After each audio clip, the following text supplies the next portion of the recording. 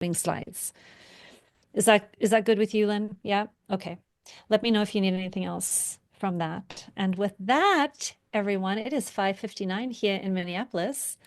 And I have been thinking for a long time now about what I wanted to say this evening.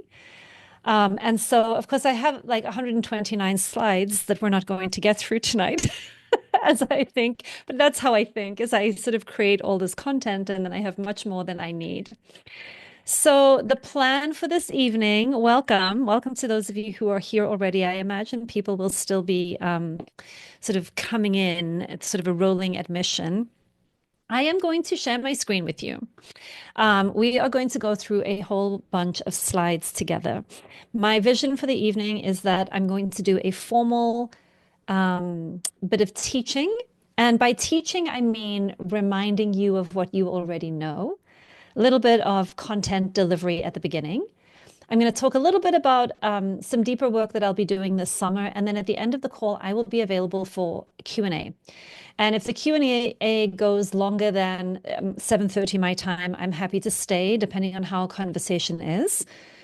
So know that there will be at the end of the call much more interactive time than there will be at the beginning of the call. At the beginning of the call, I'm going to go through some frameworks and I'm going to go through some ideas about things that have been helpful to me. The way that I would love you to participate is using the chat. And I would love you to use the chat liberally, extensively, a lot. I'm going to begin with questions for you. I will have a few practices for us to do together as we go this evening. And you can either have a journal with you and you can keep all of your responses private, and you can use the time to write and just jot things down for yourself and be in conversation with yourself. But I also encourage you to answer all of the prompts in the chat so that we can benefit from community wisdom and all of the different things, the sharing, the wisdom, the experiences, the stories from everybody who is joining us this evening. Lynn, will you let me know if we do go above 100 people, though? Oh, we are above 100, so we should be just absolutely fine. Okay, We're good. good. I wasn't sure. I did need to, usually I just limit all my calls to 100 people. But when I saw how many people registered for this one, I paid, and I'm like, do I have to do anything? I've never done that, but it's working. So here's what we're going to do. Let me share my screen. Okay, that's not the greatest view. What if I do this? That's better. Now, can everybody see that? Can you see the slides? Okay, feel free to interrupt me at any time. The best way to do that actually is to just put something in the chat. Lynn is going to watch the chat. So Lynn will interrupt me in the early part of the call. When we do the Q&A at the end, you can just like unmute and raise your hand and we'll do that. But if I do go through anything and it's really, you want me to slow down or you have a really pressing question and you want to interrupt me, please feel free. I have no problem with being paused and being in conversation as we go. So we are here to talk about the soft revolution, starting with you. And our focus really is going to be on living love as daily resistance. And I'd like you to keep in mind that your being here this evening is already an act of resistance. It's already an act of resistance. And as we start, I would love to hear in the chat, how did you hear about this call? What brought you here this evening? And I would love to know where you're calling in from, honestly. It would be very interesting to me to just have a sense of where people are in the world. And I'm going to slow down for a second and just have a look at the chat because I see that there is some stuff going on in the chat already. WhatsApp group, New Jersey, lovely. Louisville, Kentucky. Oh, it's going so quickly. Now I'm going to not be able to see them. New York, Virginia, Bay Area, Mound, Minnesota, Arizona, Stillwater. Oh, excellent. Okay, I'm not going to be able to read them all because they're going so quickly, which is so exciting, actually. I love that. Um, Florida, Western Massachusetts. Excellent. Oh my goodness, we are spanning the entire United States. I love that. Oh, Ann Seltz, what a delight to see you here. India, Alberta, Canada. I am very, very delighted. I know that there are people who are in Europe who are just going to look forward to the replay because it's the middle of the night there. So welcome from all over the place. And it's also really helpful to get a sense of how people found this call. So thank you for being willing to share that. You can keep answering those questions, but I'm going to keep going. So let's see. How do I get to the next slide? Why is that not working? Today, we are going to explore what it really means to live love as a daily act of resistance in a world that is shaped by fear, control, and disconnection. And my hope is you're going to leave our call today with three core practices, one on inner sovereignty, a way to stay in grounded hope, and a way to hold some truth telling with love, each of which is going to help you stay heart centered, courageous, and clear, even in these very turbulent times. Now, I am pressing the next button, and there we go.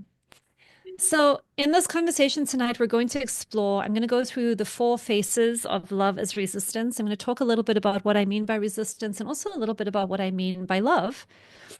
I'm going to refer to the art of war inspired by Sun Tzu, and I'm going to call it a little bit more the art of inner power.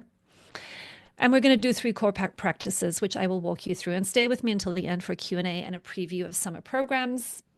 And for those of you who are brand new to me, I know many of you on this call have worked with me, some of you for years and years and years, and some of you are getting to know me for the very first time. So I thought I would do a very quick visual of my journey to date. I was born in South Africa. It's down there with a little heart on the map. I don't know if I point here, if you can see that or not, but I was born here in South Africa. When I was 2, I moved to Malawi. That's 2 hearts up on the African continent, if you're wondering where that is. And I lived there until I was 6. My first memories are from living in Malawi. And then I moved to Germany. I went to elementary school in Germany in German. Then we went back to South Africa in oh goodness, it must have been 1981 or 1982. And that's where I went to middle school. And when I lived in South Africa for middle school, South Africa was in the heart of apartheid, under a state of emergency and military rule, and deeply in segregation. And the other thing, if you don't know anything about me, if I'm brand new to you, is my father was a diplomat for the South African government. And my mother was a social justice warrior who opposed the apartheid South African government. So you can imagine what childhood was like growing up in the diplomatic corps with two parents who sat on polar opposite sides of racism and patriarchy and white supremacy and you name it, right? So my mother was always stirring up trouble, and my father was always like, "You've got to make the status quo work." So I learned a little bit from both of them. And then when I went to high school in LA, my father was transferred to LA. He worked at the consulate in Los Angeles. So that's where I went to high school. And then I came to Minneapolis to go to college. Then I went to Egypt as an international school teacher, and I lived in Egypt for 5 years. Then I was in England for a while. Then I was in Tucson, and then I went to Bali, Indonesia. And then I came back to Minneapolis. So that's all very quick because we don't have to go through all of that. But at the end of the day, I feel like I've lived in a lot of different countries under a lot of political systems. And as things in the United States begin changing in very, very significant ways, I know that I have been feeling quite a little bit of sort of, I don't know if I would call it PTSD, that's probably too strong.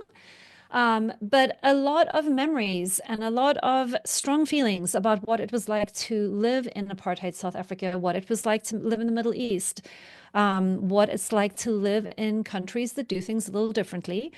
And there was a reason why I settled in the United States. And a lot of that is sort of up for questioning now because I've been disoriented and wondering how to reorient myself. And that's partly why I decided to run a call like this is in part because I need it. I need it for me. And why this work matters to me has to do with being in community and finding like-minded people who are willing to use what life throws at us as fodder for our growth and our development. And, I've been asking myself this question a lot, like, who will I be in these times? And I get a lot of comfort when I get to be in conversation with people like all of you. And so this work matters to me in many parts because I believe this is not a personal belief. You don't have to agree with all of this. I'm just telling you about me right now, that as within, so without.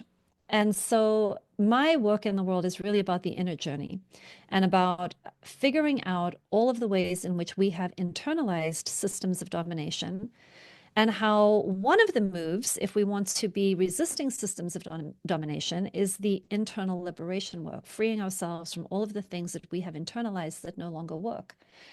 And a lot of that for me is remembering what we know and remembering who we are. And I do very, very clearly believe that we are beings that are wired for love and that we are living in large part in systems that put us in a certain kind of forgetting of who we really are. And in times like this, when everything seems to be up for grabs, it feels very, very important to me to get regrounded in what I know to be true for me and to invite you to be reflective about what you know might be true for you.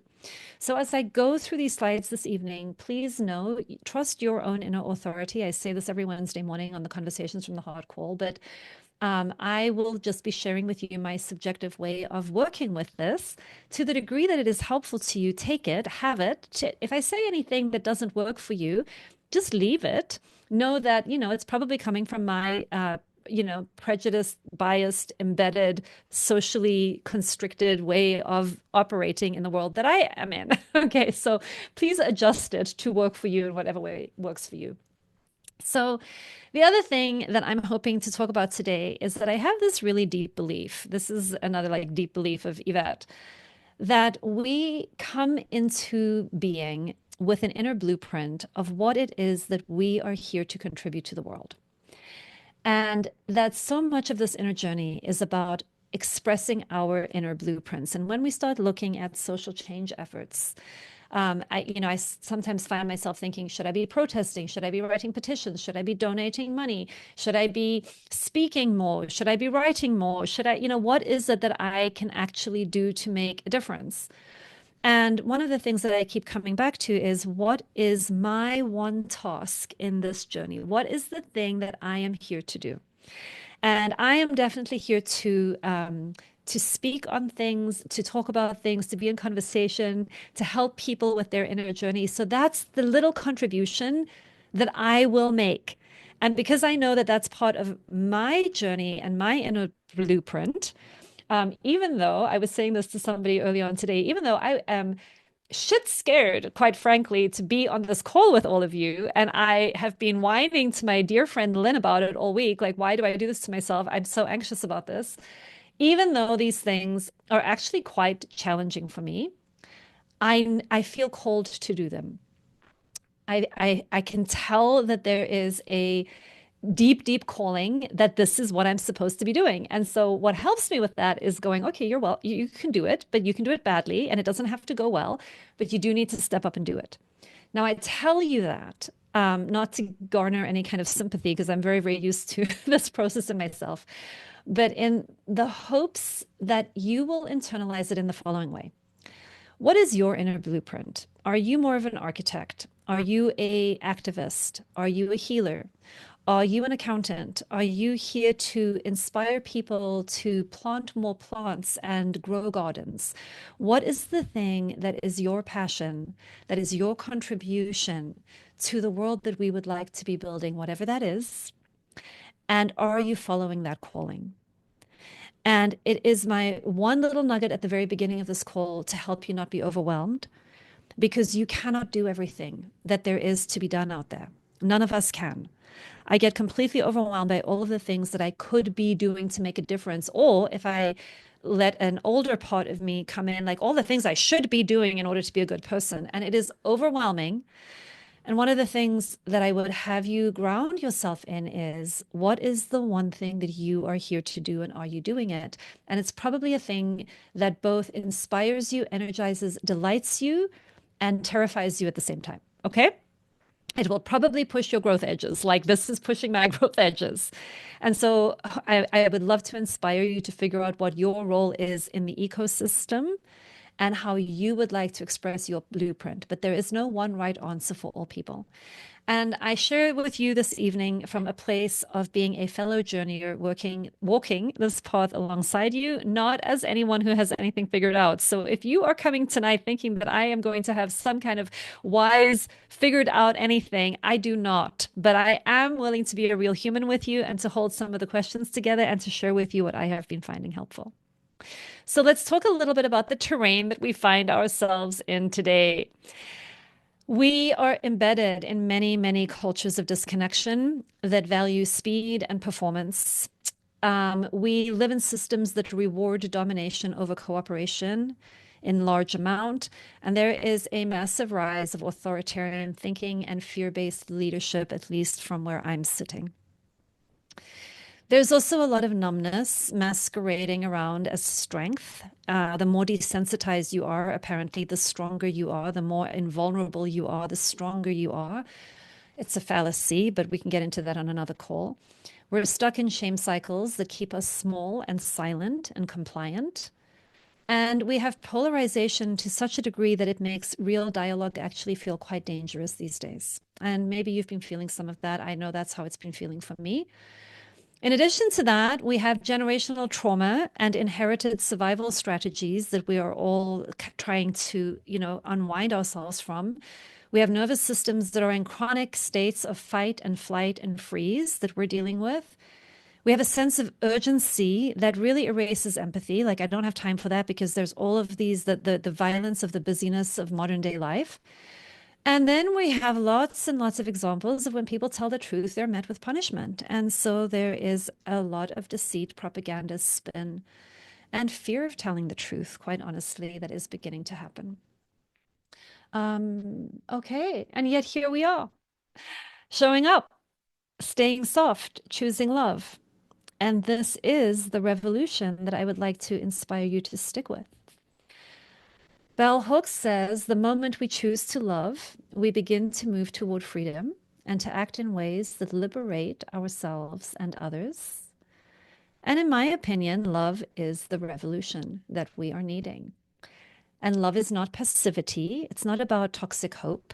It's not about toxic positivity. It is the fiercest form of clarity that can lead to effective action that I know about. And becoming a soft revolutionary, in my view, is about choosing love, becoming present, and living with dignity in a world that is bent on fear and control. It is about resisting forces of dehumanization, of disconnection, of despair, and of deceit. And it is about standing for and living into co-creation, connection with yourself and others, practices of compassion, and a lot of courage. In the way that we live our lives, in the mundane micro moments of our daily lives, in the places that we directly influence, each one of us can bring love as an act of resistance.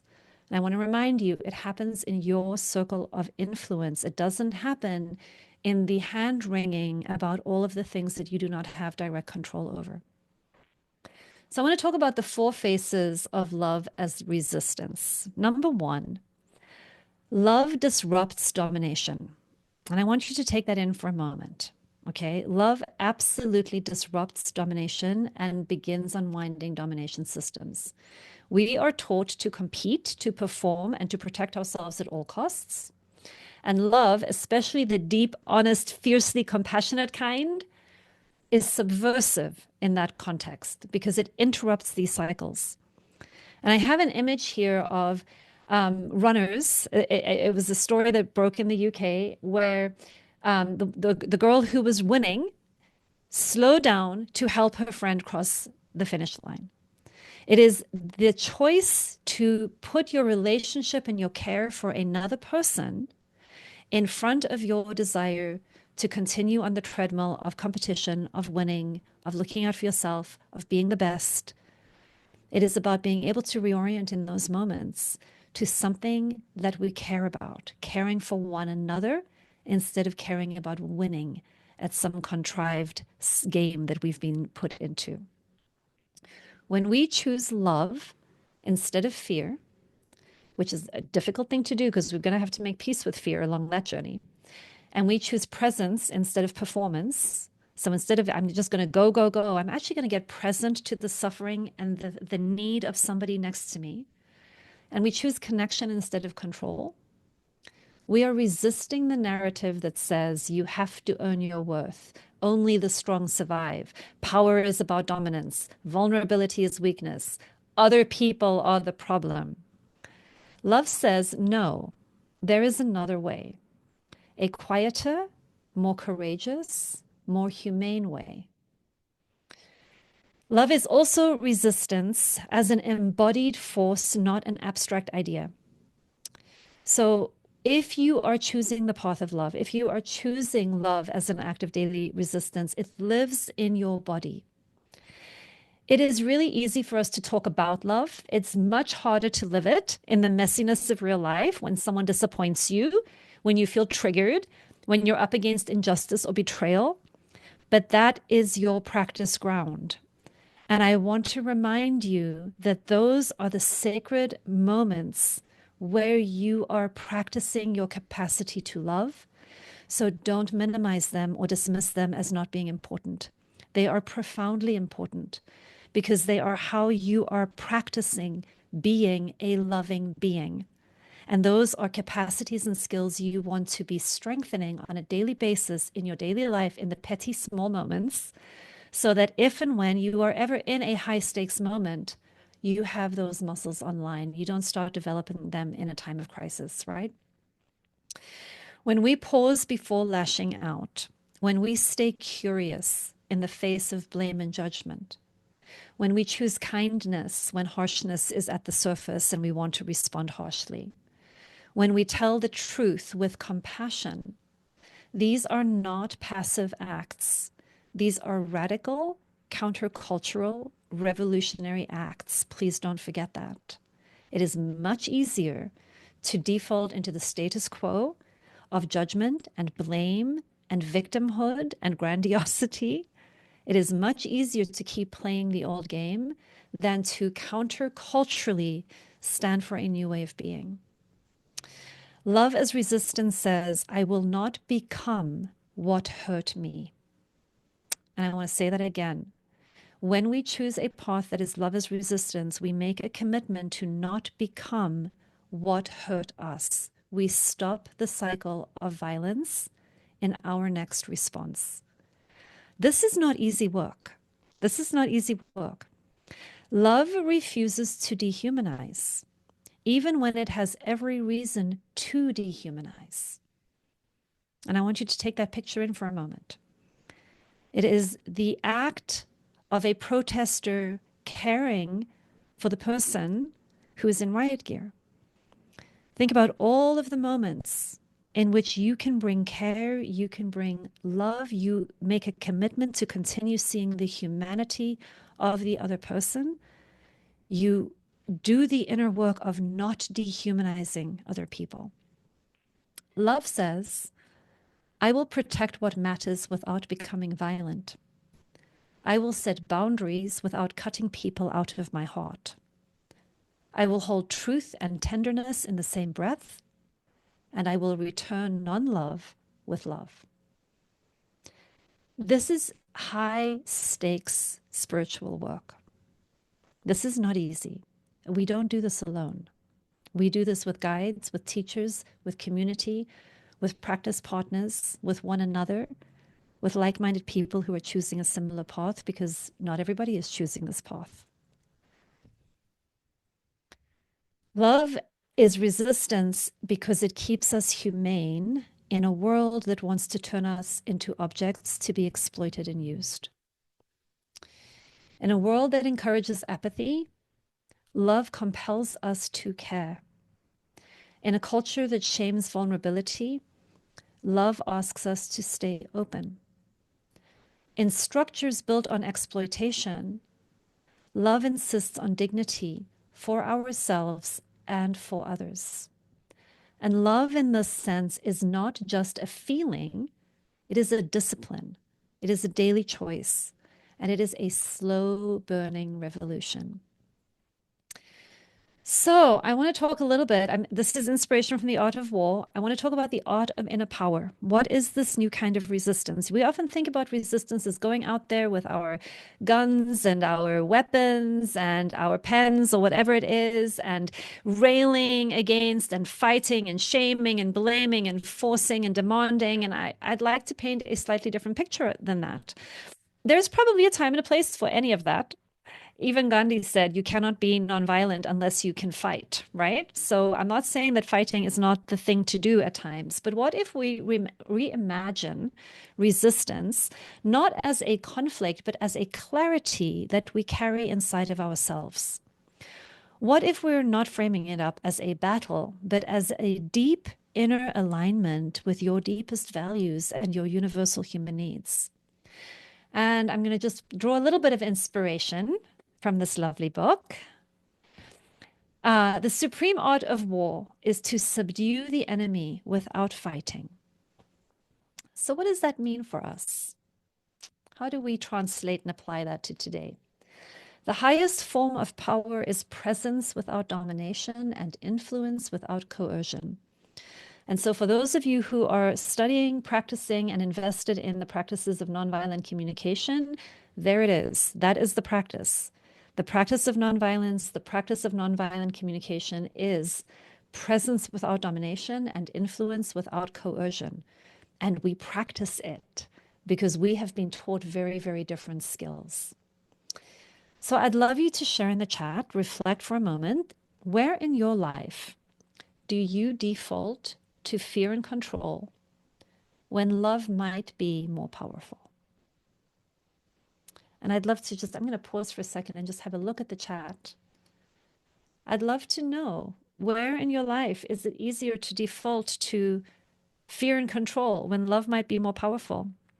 Oh my goodness, I'm going to tell you a story very quickly while you're thinking of that when I'm triggered. Yes, it's so true. I was speaking with a wonderful person today who was talking to me about how she enjoys her dog's barking. And it was one of the most delightful moments because I have a puppy at home right now and I struggle with my puppy's barking. And I have this fear that he's going to disrupt my neighbors and this desire to control the barking. And when I was talking to this person early on today, and she was talking about how delighted it is when her dog barks and how she is so enthusiastic because he's trying to talk to her and he's trying to tell her something. It was such a beautiful moment of, oh, yes, that's what it means to greet that with love instead of fear and control. Right?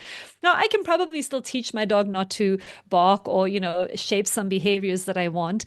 But it was one of those waking up moments of that was such a beautiful moment of when I go relational instead of controlling, everything changes. Everything changes. Oh, I see some wonderful things coming in the chat right now.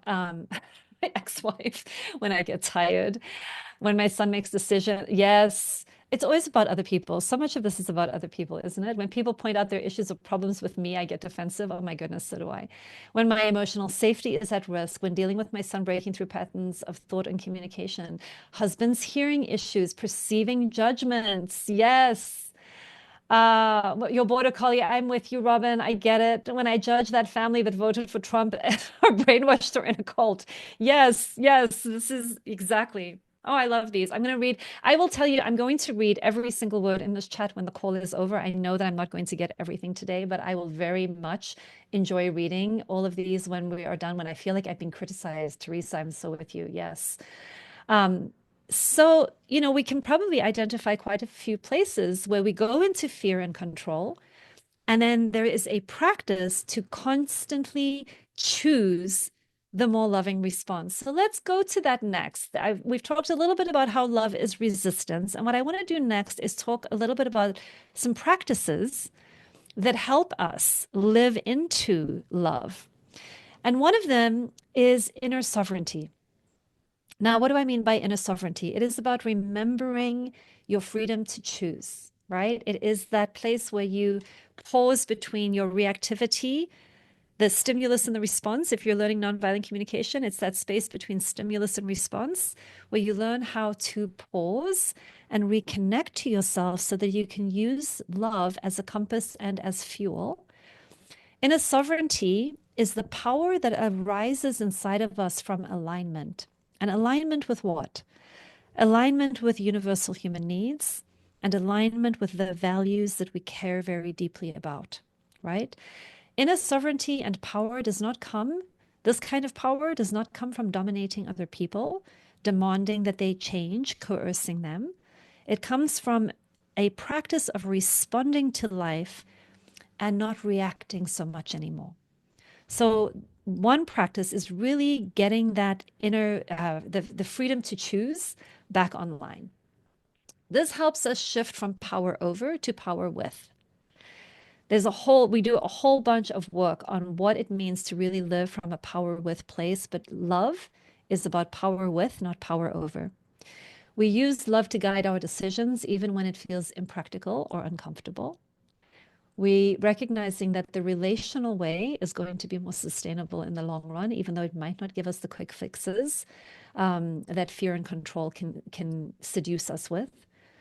And it's also about practicing discernment. Love does not mean collapsing or people pleasing or invading, imposing ourselves on others.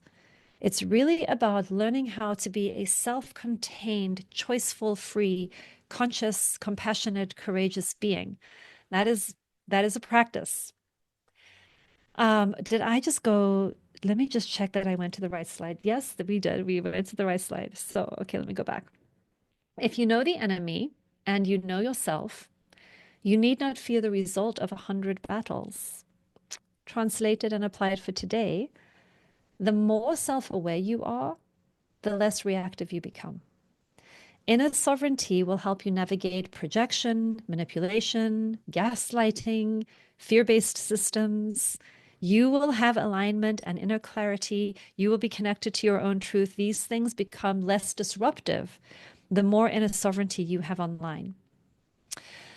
So I want to do a little compass check-in tool. I want to do a little moment where we check in with your inner compass. And now I need my glasses so that I can see this part, right? So before we go any further, this is something that you can do in under 3 minutes. Anytime that you feel scrambled or your heart is clouded or you're not clear, the first thing you're going to do is you're going to take a moment to land and center. So just do it with me right now. Feel your feet on the floor. Feel your seat wherever you're sitting. If you're sitting or if you're standing, notice your feet on the ground. Your seat might be supported by your chair. You can let your jaw soften. We hold so much tension in our jaws.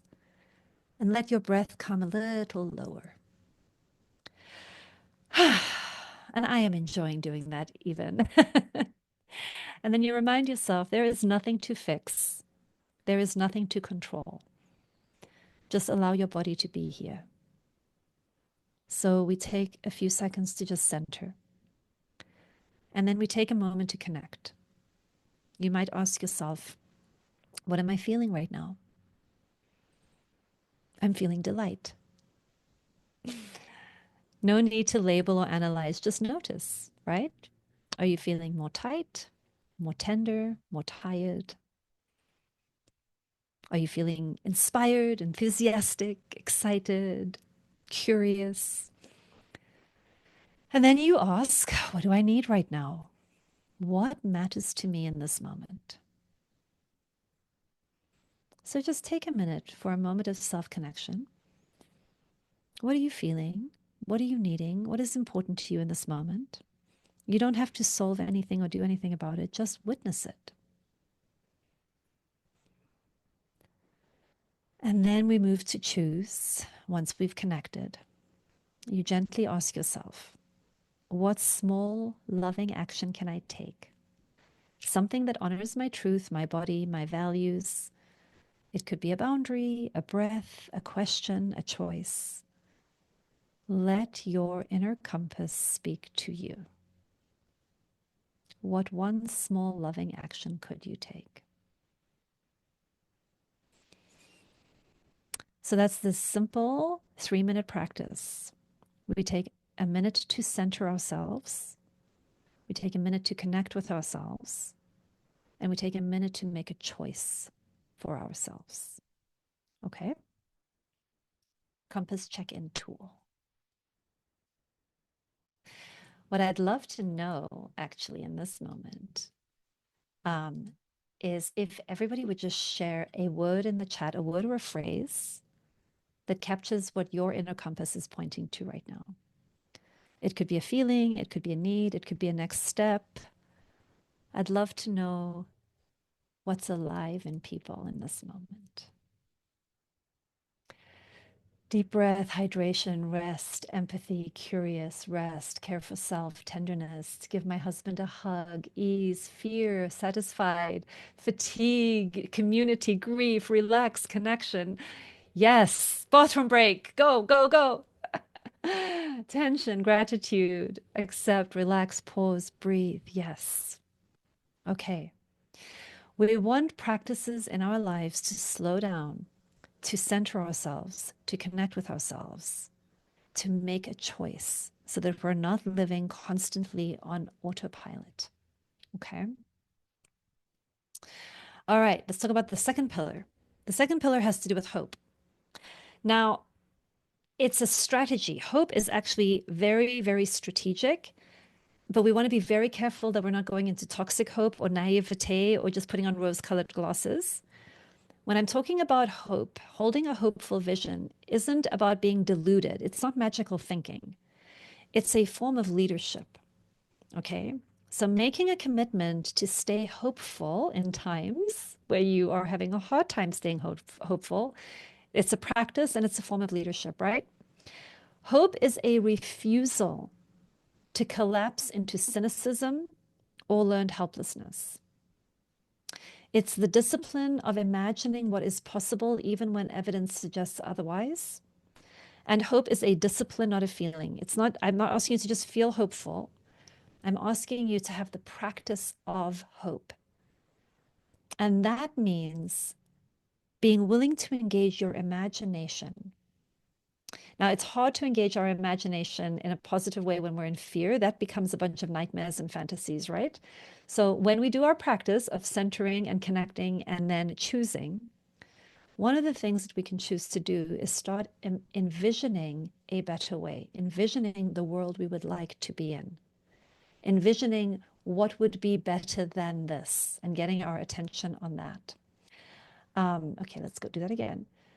In the midst of chaos, there is also opportunity. Even when systems are breaking down, something new can be born when you hold steady and you have a clear vision. So now we're going to do a little exercise on hope. A little exercise on hope. I'd like you to jot down or put in the chat, what do you long to see more of in the world or in your life?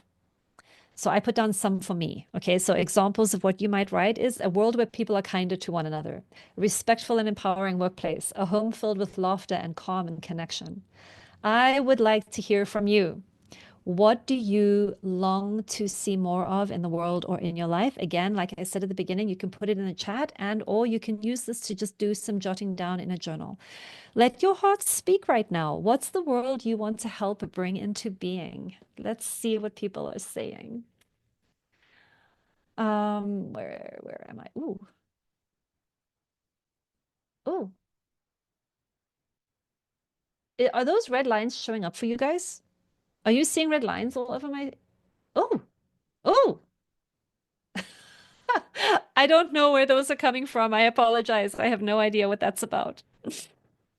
Um, Systems that serve humanity, more empathy, more kindness, a world with more equality and shared power, truly seeing each other, people being more in community. Here, let me get this over here. That's so strange that I now have funny red lines everywhere. Collaboration, respect, compassion, listening to people who feel differently than I, sharing, love, celebrating differences, inclusion. Oh, maybe somebody is annotating. Dee, that's helpful. Thank you. Oh, you're not seeing the red lines. That's good. Okay. A world with more empathy, care, and tenderness and support. The red pen got jealous of the yellow highlighter and took charge. Some people are seeing it. That's hilarious. Enjoying the unknown. Okay, yeah, some people are seeing the red lines. Never mind. Oh, wait. Now what I did is I made them go forward. We don't want to do that. We want to go here. All right. Inversion of wealth hoarding, making it easier to care for others than to hoard. 100%. Joy, acceptance. Maybe as you're reading through the chat, you're getting some ideas. Maybe you're finding some resonance. Maybe people are putting something in there that you also would like. Maybe there's some things in the chat that are different that you're like, yeah, not so much for me. Either way, it is really important for us to get very clear on what we want to see more of in the world and in our own lives, because that is where our inner compass gets calibrated. A world that values the deep relational knowing that comes from slowing down and listening deeply to other people, animals, plants, and communities. Absolutely beautiful. The song Up with People popped in. Yes. Oh, now it disappeared. Sorry. It's going so quickly. I didn't catch all of it. Flexible work schedules and parental leave. A world where mothers are valued and supported. Beautiful. Beautiful. Okay.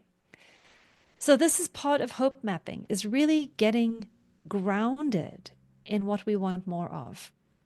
So my next question is, what is one action I can take in the next 48 hours that aligns with this vision? So now we're moving into action. We have a clear idea of what we want more of, and now we have an action that we want to take.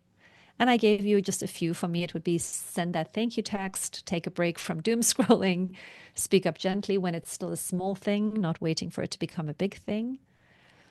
What about for you? When you think about the thing you either put in the chat or put in your journal, what is a thing you can do in the next 48 hours that aligns with this vision? Connect with people in my community, kindness to family members, a news break. Yes, Colleen, I know I need a news break. Spending time in my yard, keeping up with my meditation practice. Yeah, and the way I'd put that for like in the next 48 hours, I will spend 1 hour tomorrow morning meditating. Start a community project. Say thank you. Kindness to the lonely ones in my community. Yeah. Yeah. Hope is a practice that we put into action. It's not enough to just hope in an abstract way. I wish for this, I wish for that, I wish for the next thing. We always want to bring it back into an actionable step. Now that I know this, what can I do? What can I do? And if you are studying nonviolent communication and you're putting in the one action, I'm going to up level you a little bit as I scan through some of these and say, make it as concrete and actionable and positive and doable as you can. Otherwise, what you're listing is an intention. And try to take it from listing it as an intention right into an actionable to do for yourself, right? Stop talking, make eye contact. Yes. The next time that I talk to so and so, I will stop talking and I will make eye contact with them. Give myself a hug and my partner a hug. Yes. Sharing resources that have been given to me. Yes. Okay. So hopefully everybody has a vision and action. And now the third thing is an affirmation. What belief can I anchor into to support my hope? So, what do you need to tell yourself in order to get the action done? Sometimes I need to remind myself it's okay for me to take up space. My love is not naive, it's guidance. Small actions do matter. It's not irrelevant. It does matter. Love heals. Shout out to Thistle Farms. That's their whatever it's called. Brand message, I guess. Love heals, right? What I do is enough. I love that. Yes. Everyone has good. Yeah, everyone is some good. Yes. I am a good person. Peace begins with me. Resting is valuable. Yes. Call Suzanne tonight. Our time for her. Beautiful, Nancy. I love your actionable step. Yep. I have enough time. I am enough. My joy matters. Blessed are the peacemakers. Daily life matters. What is the belief that you need to remind yourself of that is soothing, that is reassuring, that is grounding? Yeah. I am worthy, I am goodness, distinguish my observations from my thoughts. We each have the capacity to listen to another's truth into being, forgive myself. I can release when I allow myself to get to the need. Yes. I am an act. Yes. Okay. Beautiful. Now they're going quickly again.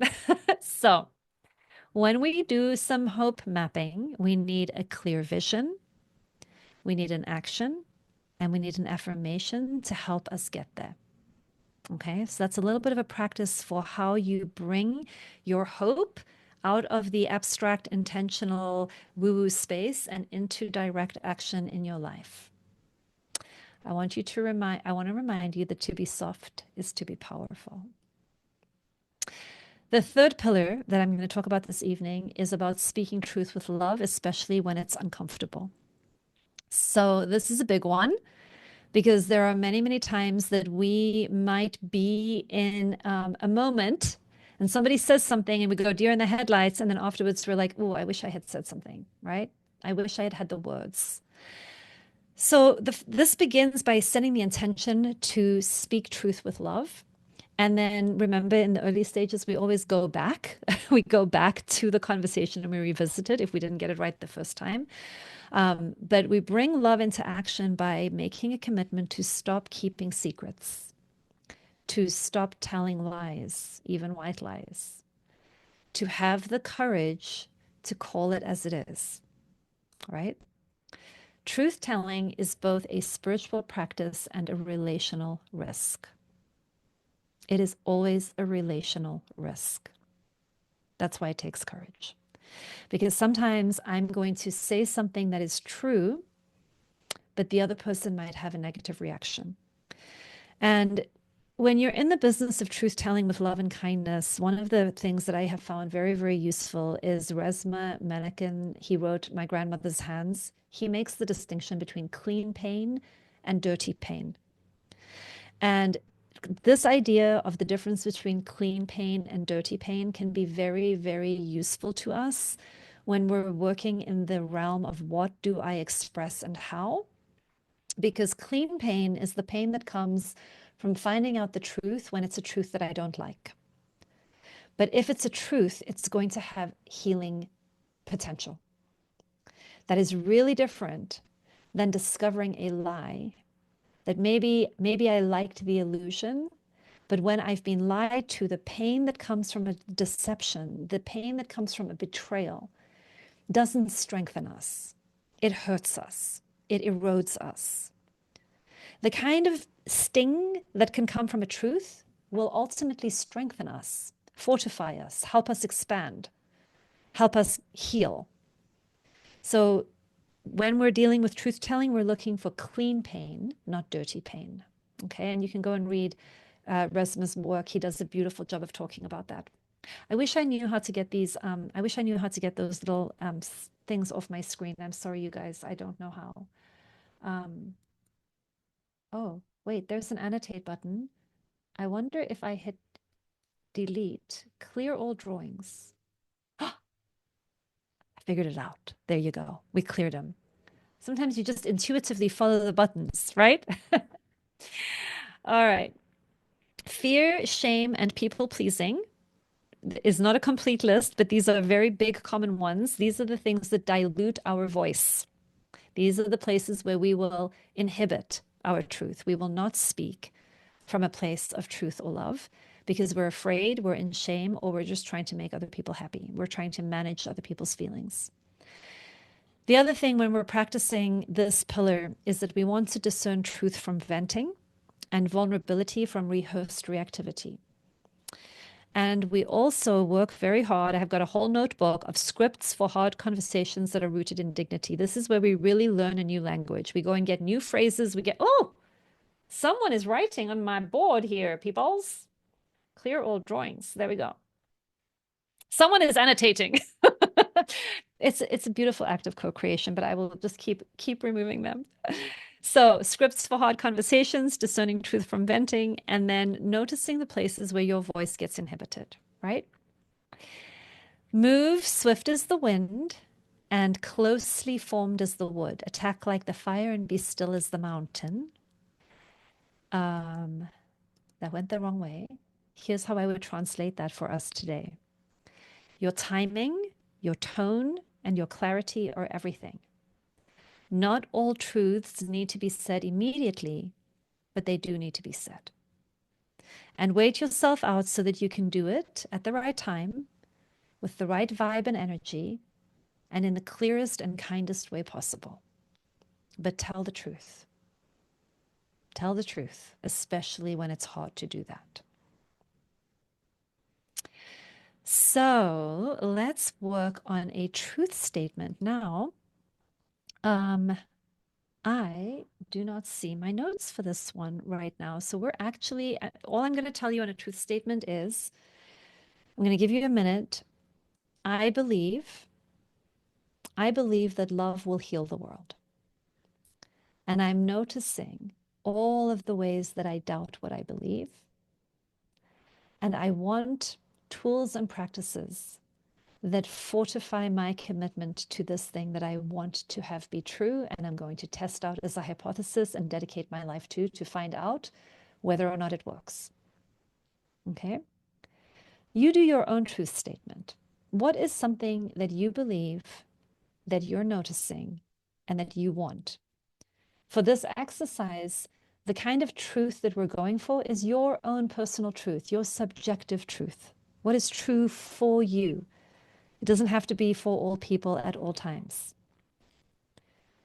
And if anybody would be willing to put theirs in the chat, what do you believe? What are you noticing? What do you want? You can do all three, or you can do any piece of those.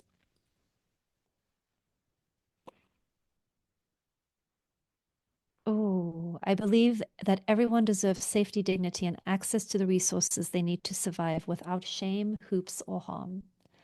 I'm noticing that the current systems built to help are often confusing, duplicated, outdated, and structured more for funders than for the people they claim to serve. I want to build a living, decentralized ecosystem, apiary, that redistributes power, simplifies access, and centers the wisdom of those who've had to navigate survival firsthand. Beautiful. Beautiful. Oh, thank you, Debbie. I just saw your little note up there. I love that. I believe that community is crucial to surviving this. I am with you, Kate. I do too.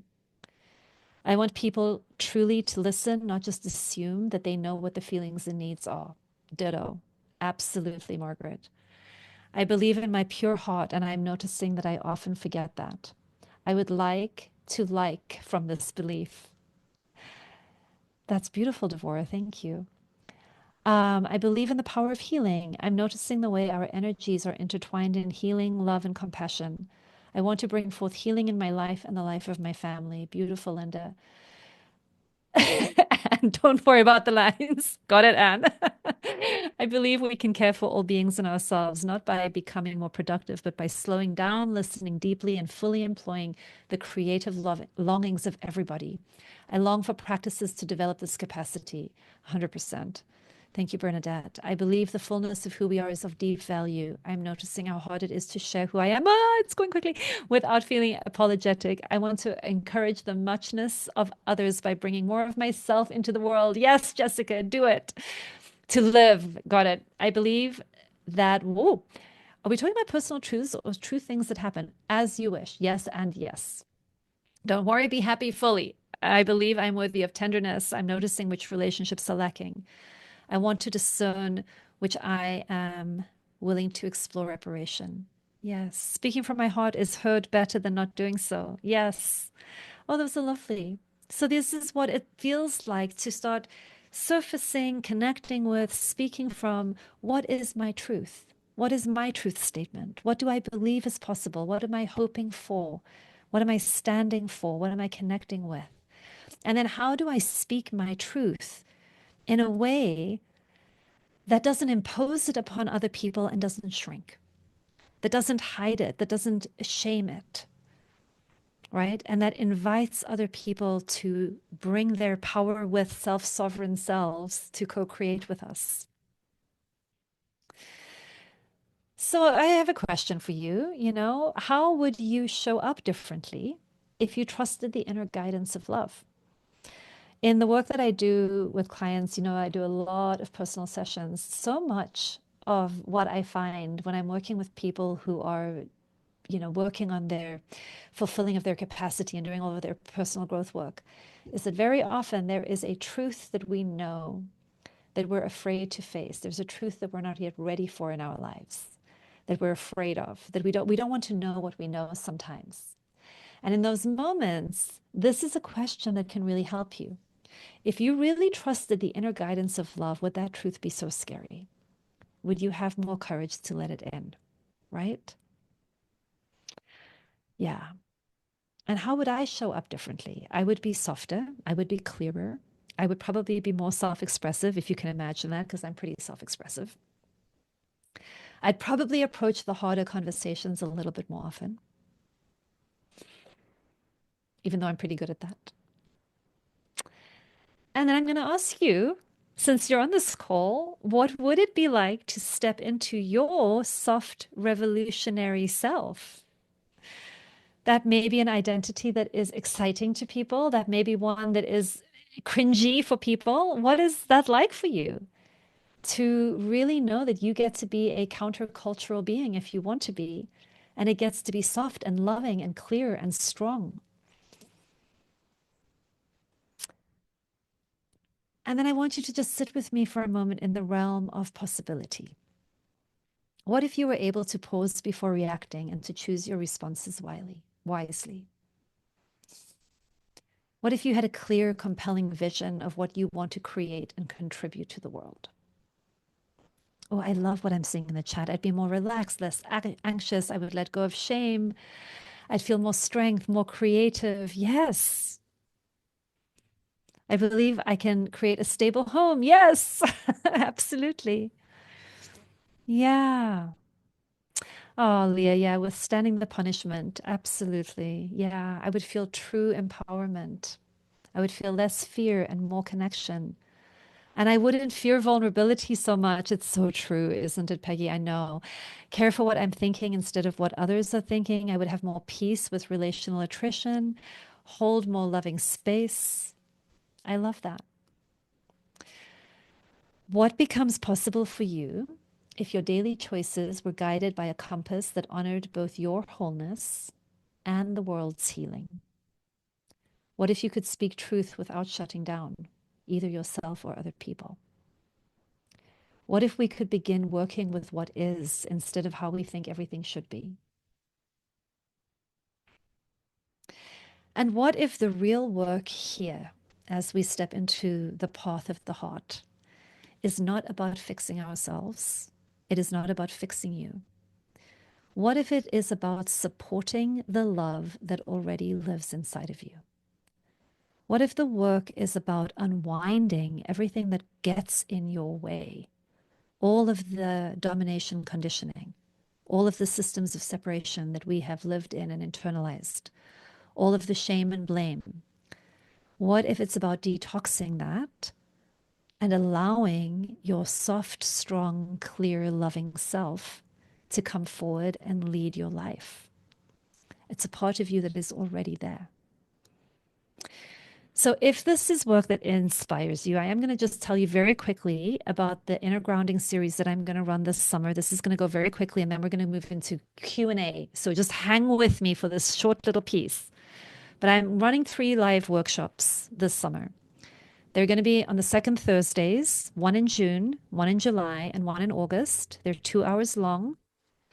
And each workshop is to help you stay more heart-centered and resilient and real in a divided world.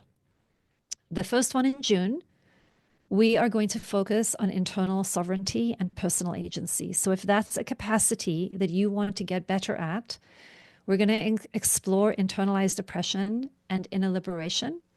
We're going to be looking at boundaries versus barriers, and we're going to have practices to get rooted in dignity and clarity and responding creatively, especially under pressure. So the June workshop is about reclaiming our power, getting into a place of sovereignty and choice, unwinding internalized oppression. So you could sign up for just that one. You can sign up for any one of these, or you can sign up for all of them. It's up to you.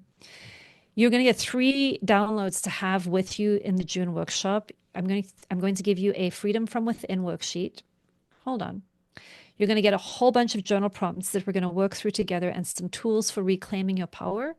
And I'm going to give you a set of grounding practices that you can draw from when you're in crisis. So, this is where I would recommend you begin if you're feeling helpless and overwhelmed and paralyzed. Okay. That's what this one is about. The July workshop is going to do a deep dive into hope. That one is going to focus on emotional integration and spiritual resilience. We're going to talk about hope versus toxic positivity, and we're going to talk about letting go without giving up. And we're going to do a lot more getting grounded in your own values and how you anchor and how you stay heart centered in a very, very harsh world. That one is July 10th.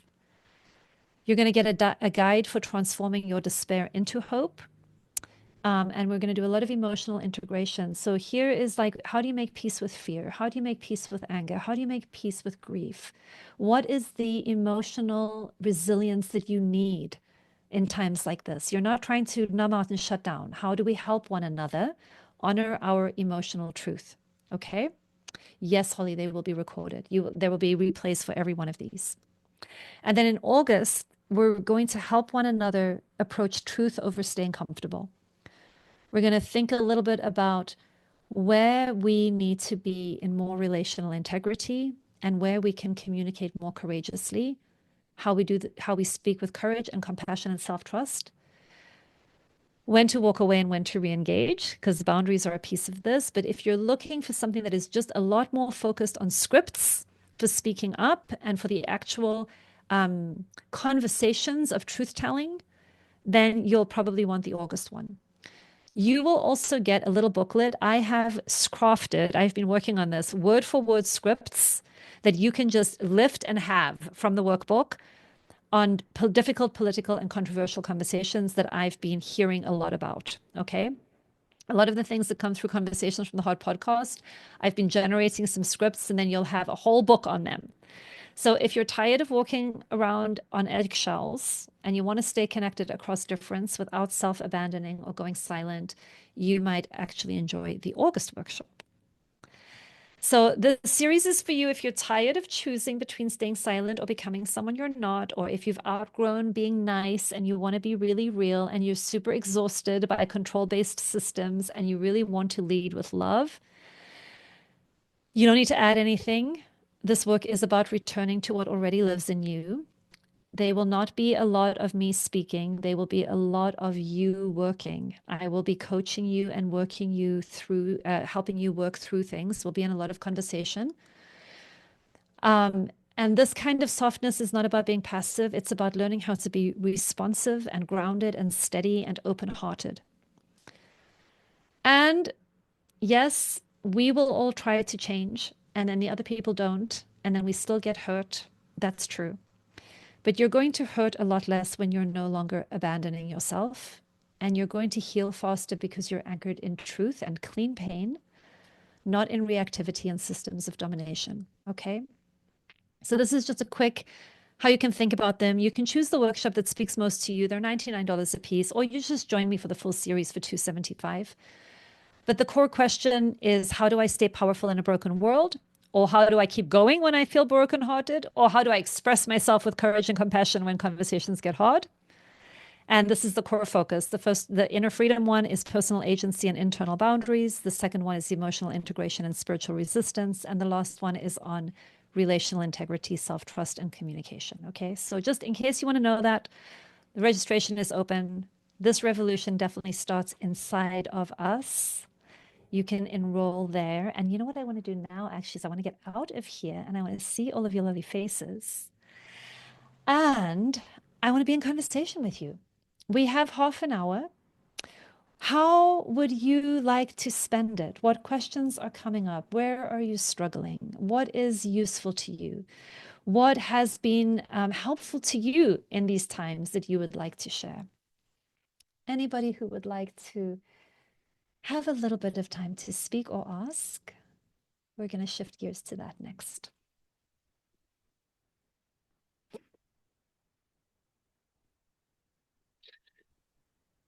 Hi, Jen. Hi, thank you so much. I'm so glad to be Yeah, here. Thank I'm you. so glad to talk to you here. So glad to just relax into Mhm. sanity. Um, the places I struggle are in the spaces between there are people in my life I see on a regular basis, Mhm.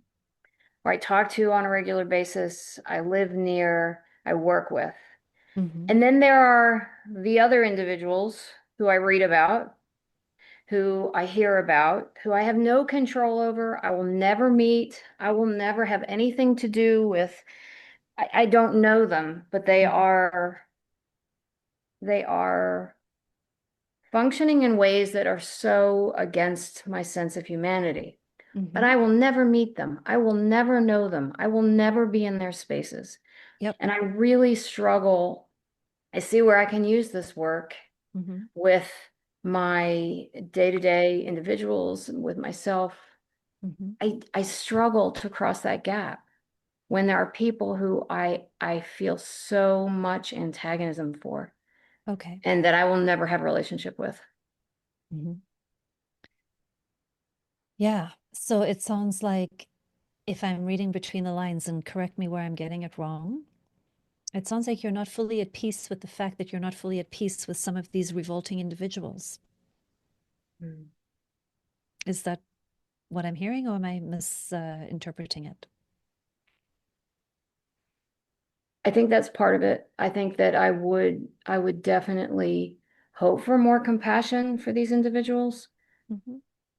but there's also the sense of powerlessness that is so easily generated Mhm. when the news scrolls or anything there is Mhm. to be reported Mhm. on. Yeah.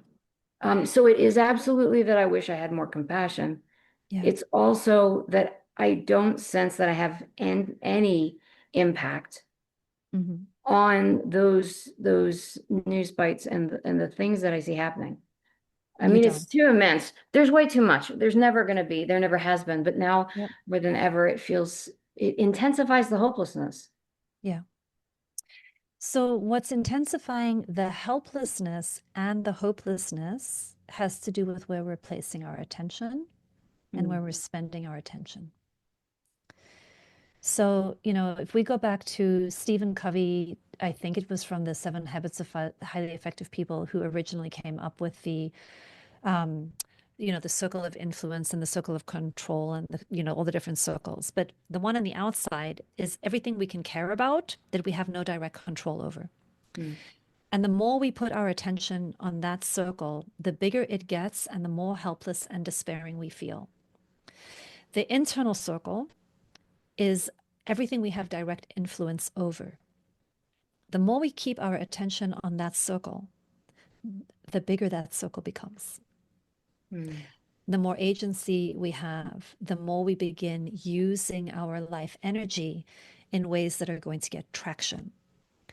So, one practice is you can remember these are all the things I care about, like everything that kind of bombards me, all the stimulus coming in, right? Like, um, I'm on TikTok a lot. So I get a lot of stuff coming through on that feed, and I can get, done with my little 15 minutes of doom scrolling and just feel all of this heaviness.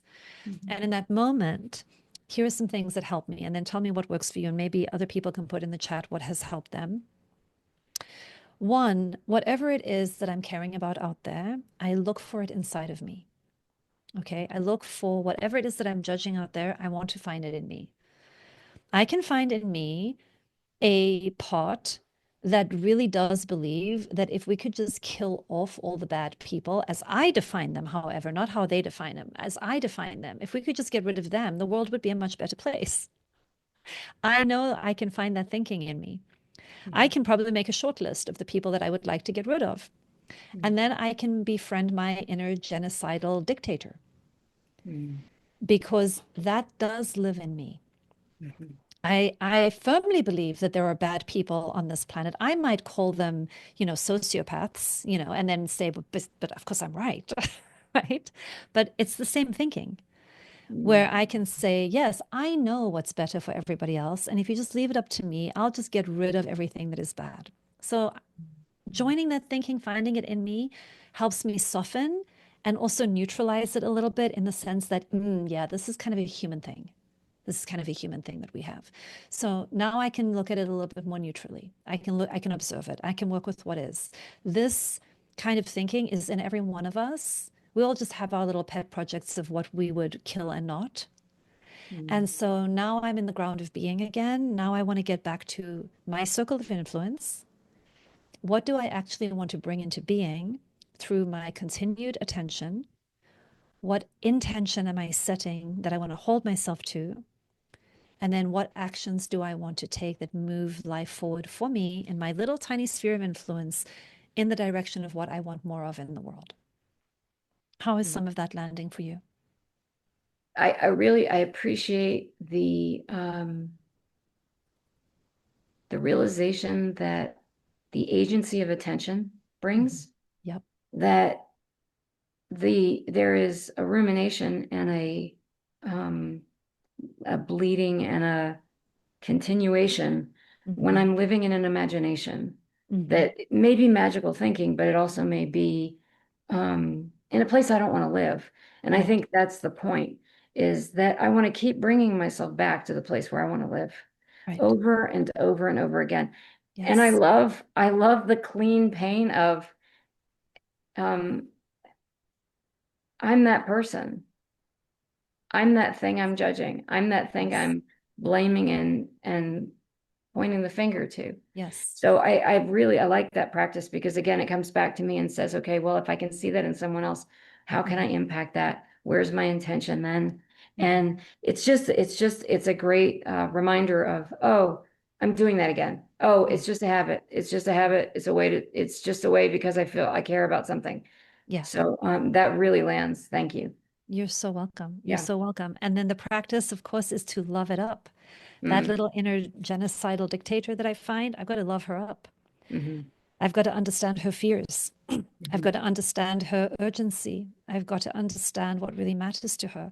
I do not want to Hmm. empower that strategy under any circumstances in myself or anyone else, right? I want to live a life that stands against that.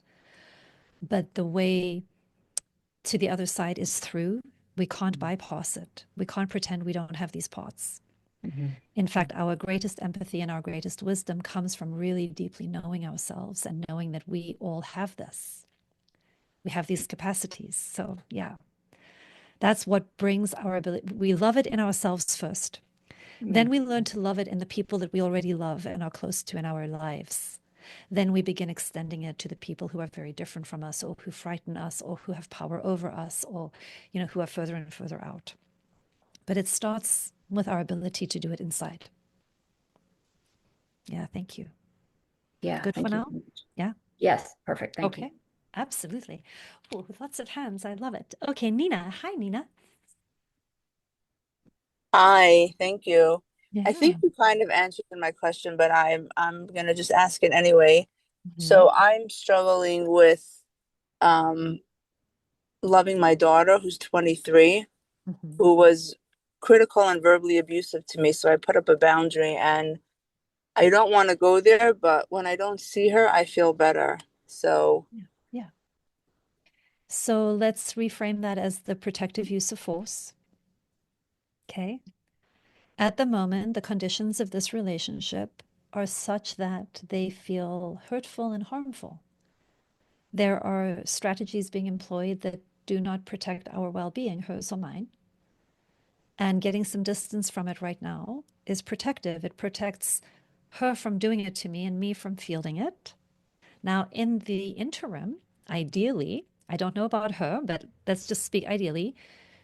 She does all of her personal growth and healing work and heals her pain and learns some skills and can bring something new the next time. And you are doing exactly the same thing.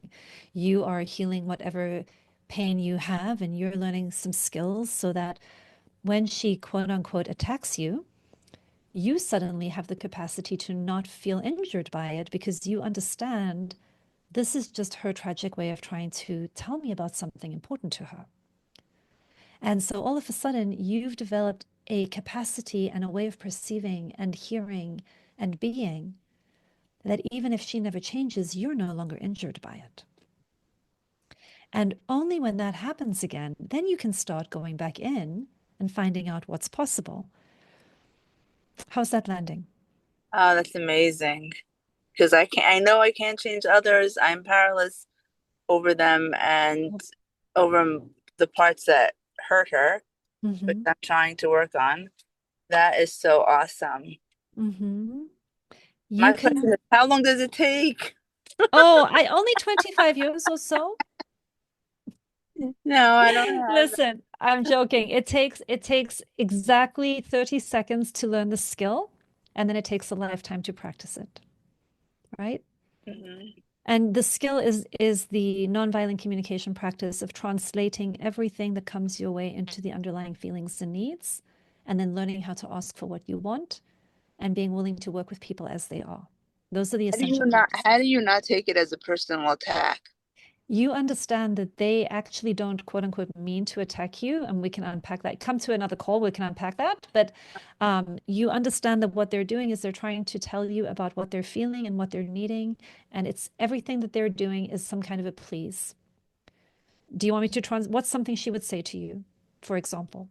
Not a I wasn't the warm and loving mother. She doesn't know how to love because I didn't give her warm and loving connection and love. Got it. So then what I would hear as mom, if you're able, is I would hear, okay, so sweetheart, you wanted so much warmth and love and a soft place to land.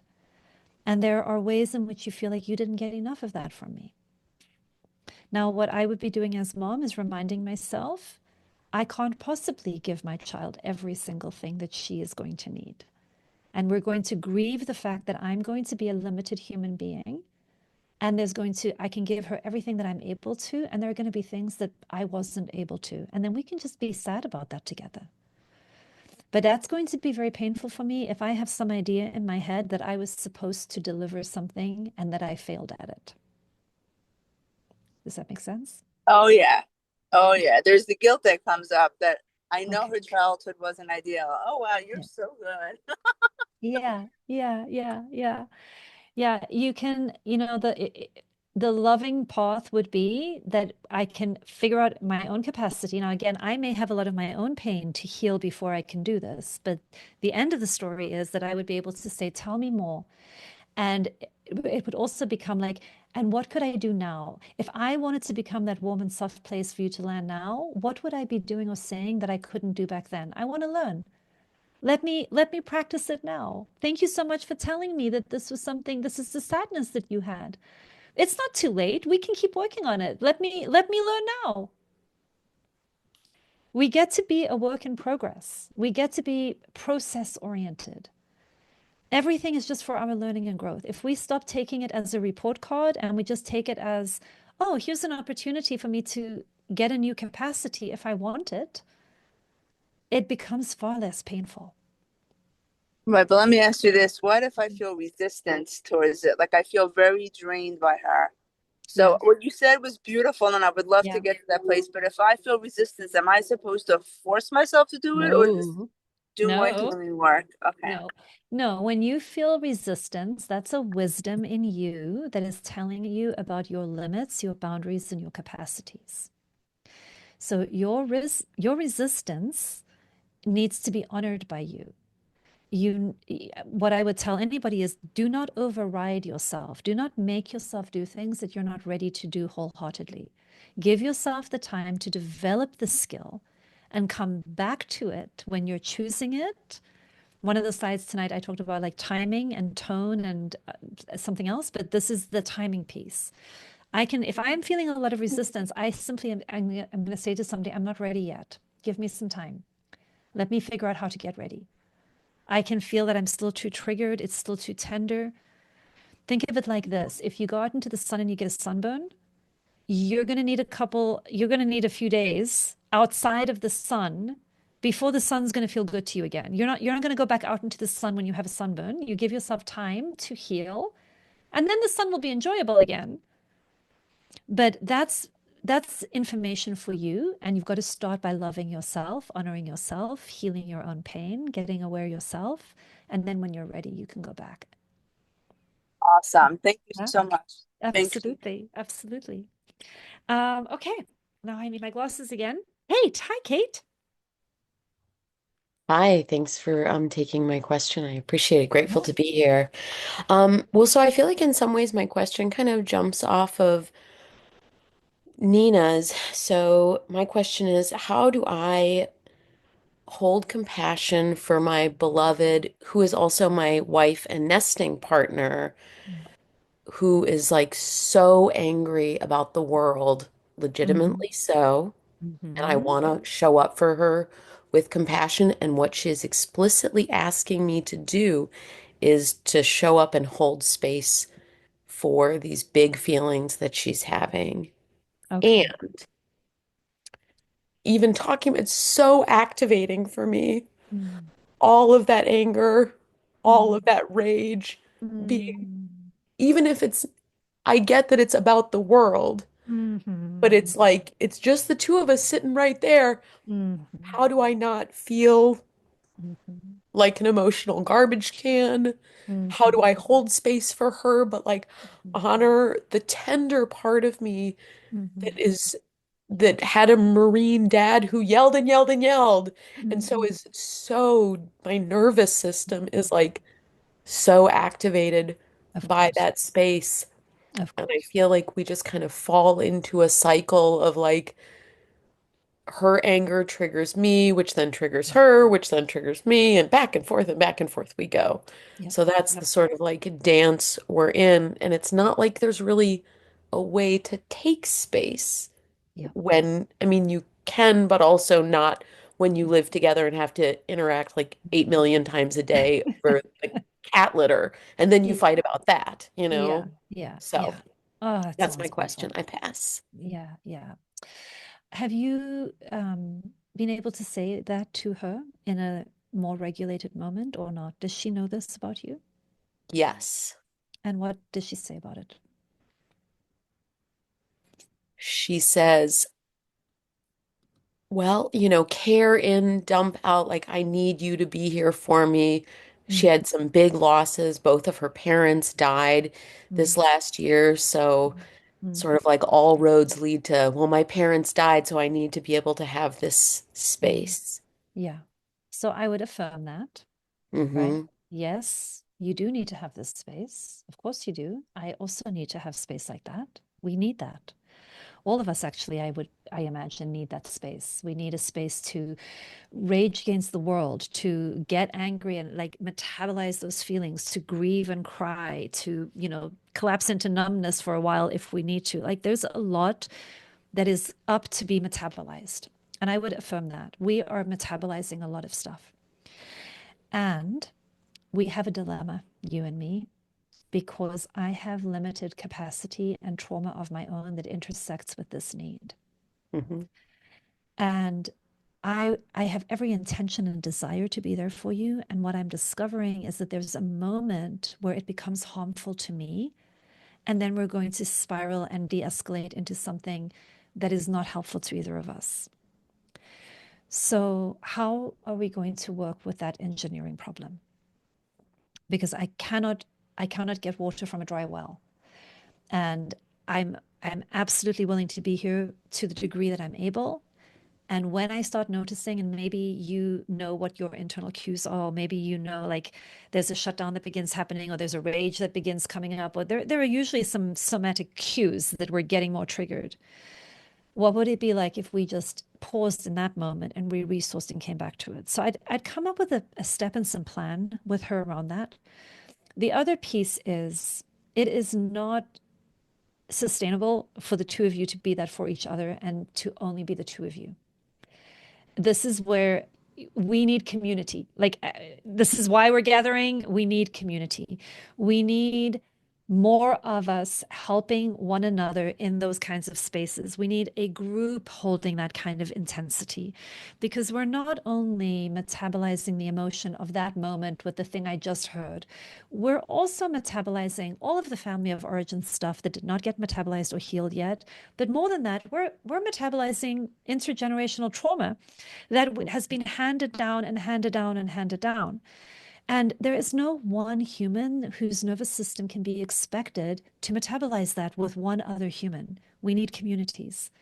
So I would strategically begin building, finding, creating that to help both of you with it. What do you think about that?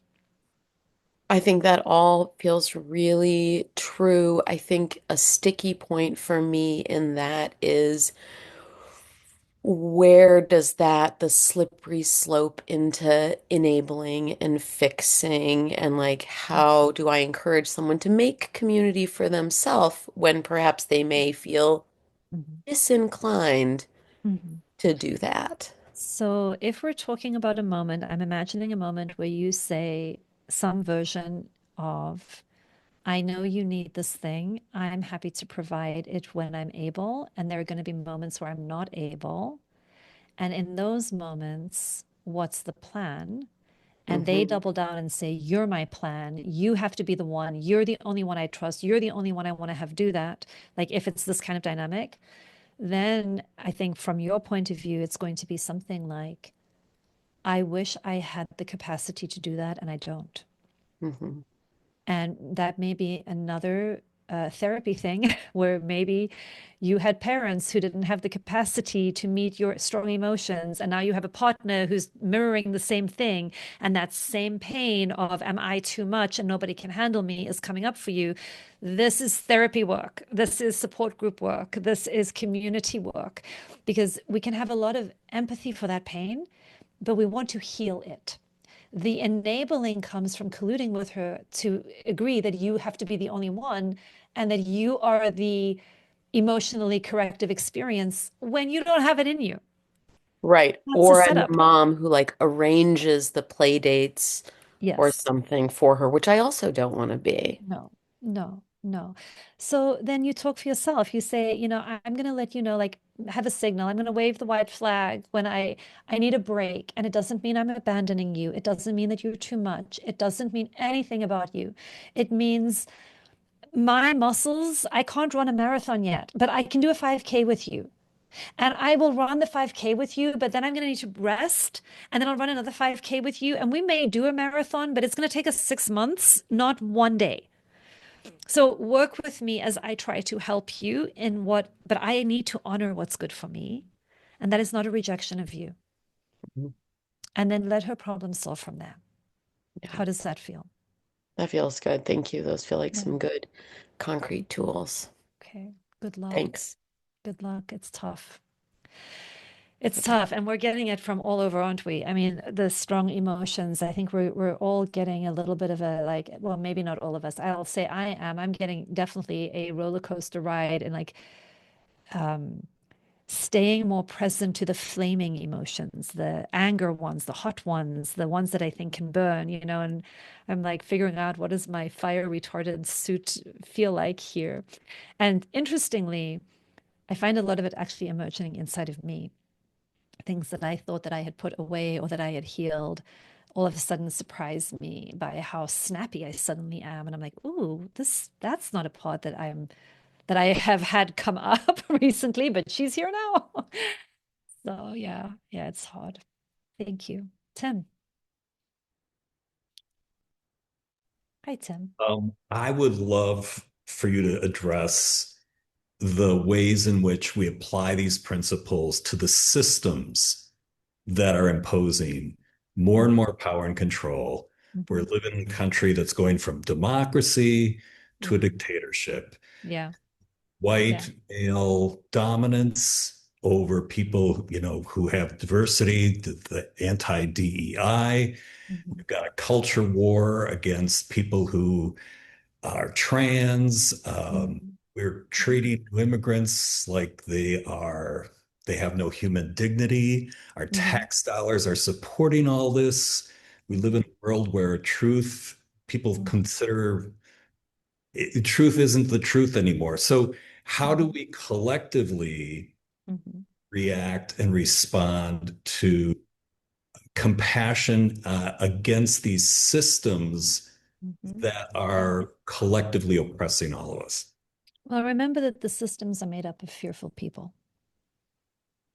That's the first thing to remember. There is no such thing as a system. There's a set of rules and policies and agreements that people are making based on various fears and greeds that they have.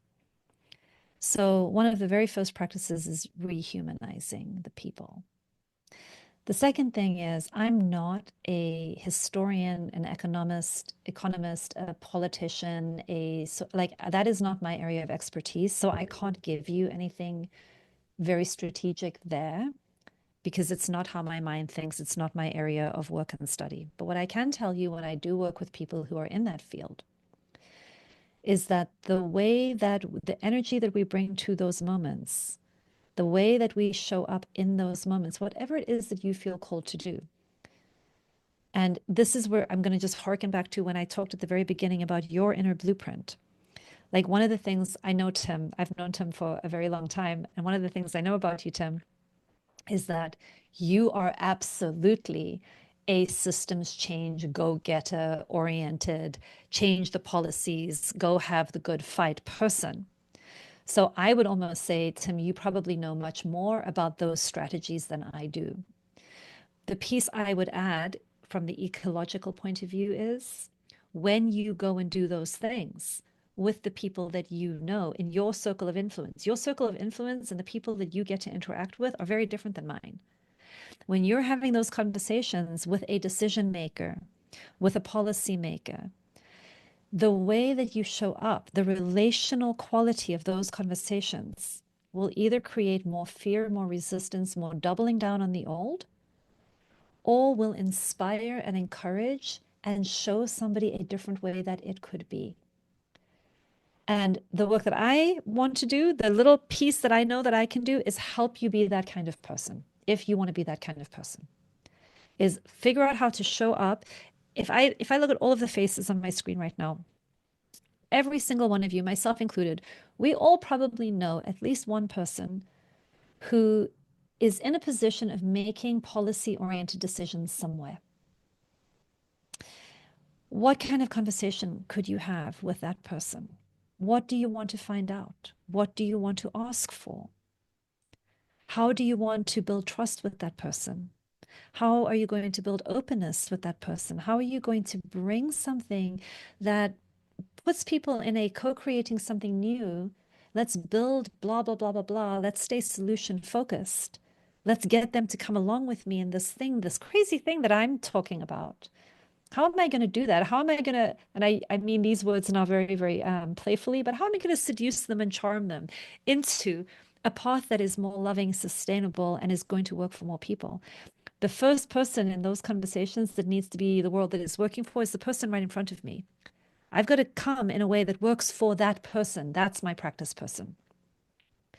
So you start looking in your own lives at where you see a place that you could have the kind of change you want, and you wait for your inner guidance to prompt you with inspiration and probably also a lot of fear, like I did about this call, to say something, to do something.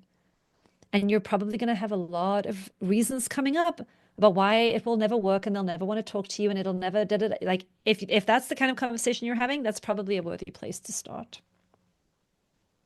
But I would stay with my circle of influence, because if every single one of us spoke to the people in our circles of influence, we would make a lot of change.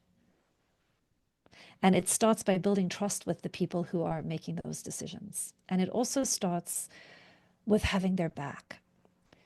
Because in a lot of these systems, compliance and the fear of retribution and punishment is very, very strong. People are doing things because they're afraid. We've got to give them something to be courageous for. And coming with vitriol is not something they're going to be courageous for. Not that you would do that, but how's that landing, Tim? What comes up in you when you hear me say that? Yeah, I think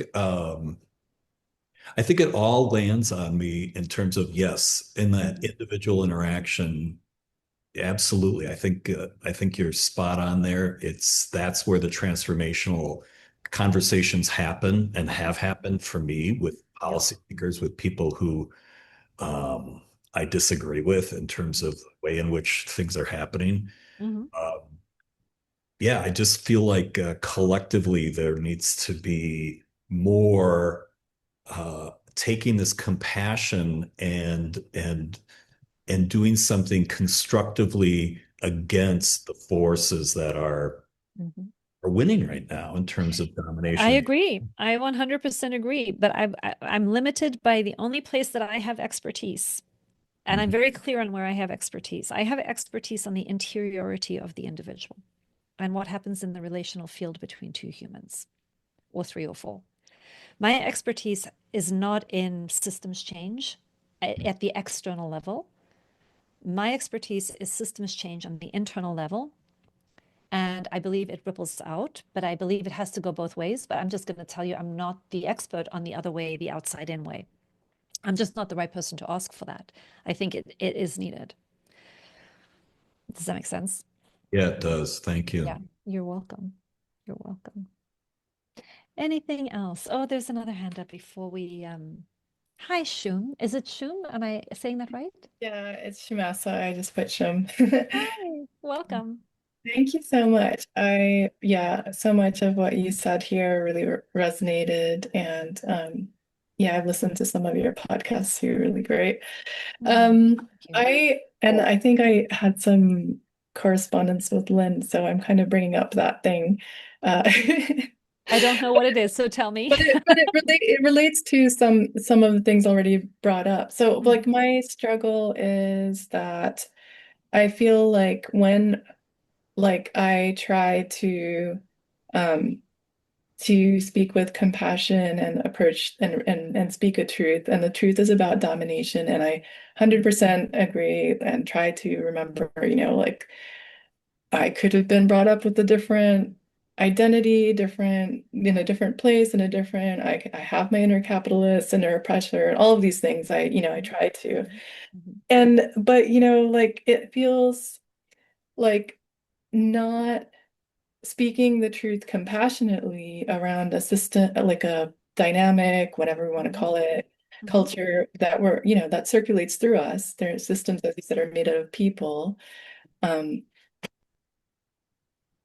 and I understand the fear and all of that. So, but when I brought it up and others have brought it up, I'm talking about a workplace setting, mhm, but I mean it could apply to other settings. It just it it doesn't really for the very reasons of that domination culture, right? Not enough time, sense of urgency, da da da da da da, all of that mhm, isn't addressed. Harm mhm, keeps being done to mhm, people. People are leaving. People are mhm, compassionately bringing up the same thing.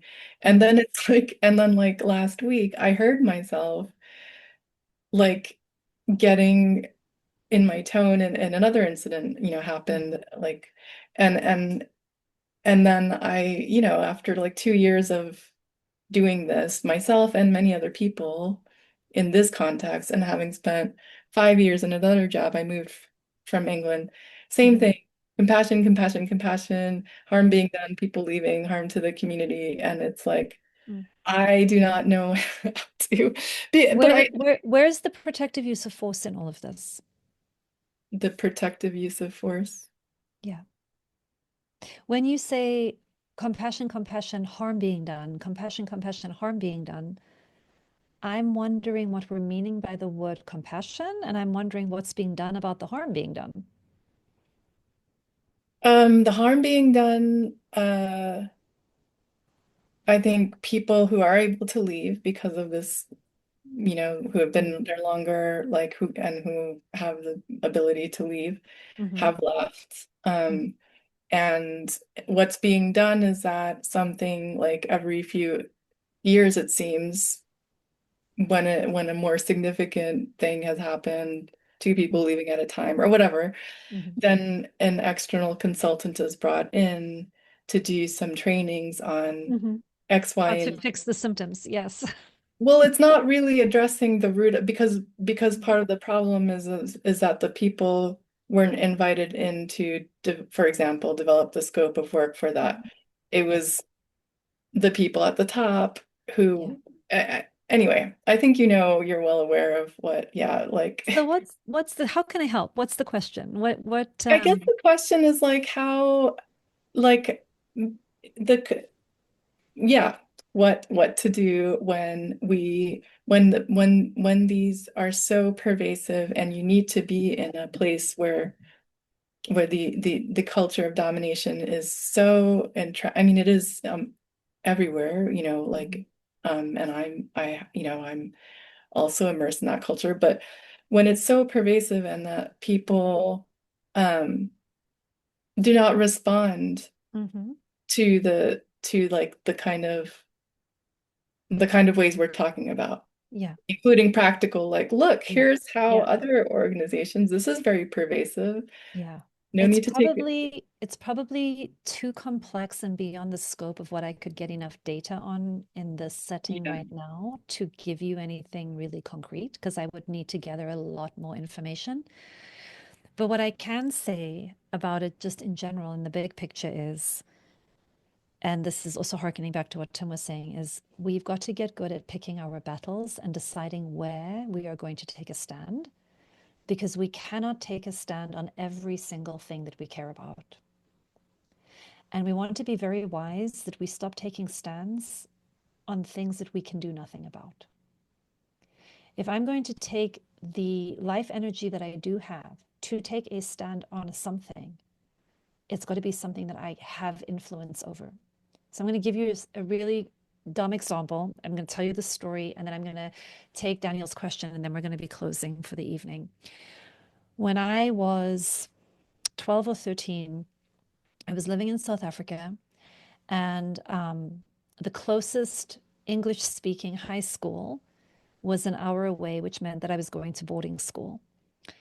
So my parents put me in this English speaking high school, and I went to boarding school. And in South Africa at the time, you have to understand, like, the school systems in South Africa were corporal punishment, hazing, very much nothing like how it was in the States when I arrived here in the middle 1980s. But in the early 1980s in South Africa, all new incoming students were required to wear their winter uniform in the summertime so that they could be identified as new incoming students, so that upper level students could send them on errands. And this was an accepted practice at the school, where if you were in, the equivalent of the freshman grade coming in, you would wear a winter uniform, which is wool, by the way, in the height of summer, which in Africa is very hot. And you would then be targeted for, you would be late to class because you had to go and run and get a pencil for this senior. And okay, so you kind of get the picture. So at 12 or 13, I don't even know how old I was, because in South Africa, high school starts, it's 5 years of high school. So it's whatever it would be, eighth grade here. I was in eighth grade. I decided, and there's many things I didn't like about this system. Okay, there's many, many things as a 13-year-old that I would have liked to have changed. The one thing that I decided to fight was I was not going to wear my winter uniform. I simply stopped wearing my winter uniform. I got in trouble every single day for not wearing my winter uniform from other students, from teachers. And then the punishment was you would get sent to detention, and detention was weeding the garden in the hot African sun in your winter uniform. So I also chose not to show up for detention. This was my nonviolent resistance at 13.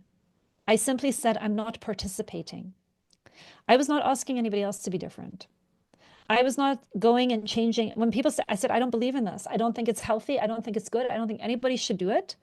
And I'm not participating. I'm not going to be compliant with this thing that I don't think is healthy for anybody. So, of course, I was expelled from the school for non-compliance. That was the second time I was expelled from the school, by the way, by 13, also for non-compliance. But I tell you that story because I think we sometimes get very caught up in how to change the whole system, when the act of non-compliance, the act of what is in my control that I will no longer be doing. Stop paying your taxes. I mean, I'm not saying that I'm recommending that by any means. Don't misunderstand me. But there are things you could decide to do or not do. Now, there's going to be a price for that. When Gandhi got all of the people to, have a non-violence sit down, they were willing to die for it. It doesn't mean that the things we're fighting are not going to come at a cost. And so you've got to find out, what price are you willing to pay, and how and where and when will you take that stand? But it's not everything all the time. And it's definitely not going in and telling everybody else how they're doing it wrong and correcting them and then telling them, showing them how you would prefer it. I mean, I'm not saying you in particular, Sean. I'm just thinking about part of what Tim was asking about and part of how we tend to think of social change. That's not how it works. It comes from being a different kind of person. It comes from standing for something. It comes from what you are doing that is countercultural and different and disruptive, that people are going to try and get you to go back into line. And it also means each one of us has to decide, what kind of thing am I willing to be uncomfortable for? And what is the level of discomfort that I'm willing to have? And that's a personal question for everybody. But that's the kind of social change. Like if you had enough freshmen refusing to wear their winter uniform, it would eventually change. But the fact that one of us did already planted seeds of change, right? And so we let go of needing to see the outcome. We get very, very clear on who we will be, what we will and will not participate in. Whether or not, if I'm a politician, whether or not I take lobby money, whether or not I rationalize and say, oh, it's okay if everybody does it. Well, I can repurpose it. I can use it to change the system from within. I hear that a lot. Sometimes that's true, but sometimes it's not. And I think these are really powerful and important questions that people are asking. And I wish I had a magic wand and a little globe, you guys, but I don't. But I would say, find the part of you that is non-compliant and find out what you want to be non-compliant about and go to town. Is that okay for now? Okay, Thank good. you. You're Yeah. so welcome. You're so welcome. Daniel, and then we're going to close together. Hi, thank you for taking Hi. the question. First question is, are you going to send out the recording of this so we can listen to it again? You will get the recording tomorrow. Absolutely. It will be available. We'll send out an email tomorrow. You'll have the recording. There's also a little workbook that goes with it, and you'll also get the slides. So you'll have everything. What else? Okay. I'm wondering if you have recommendations for, because I have a really brilliant mind. I understand all of this. And what I'm noticing in my experience is very humbling is I'm looking for a practice because I get in the fight or flight where I just feel that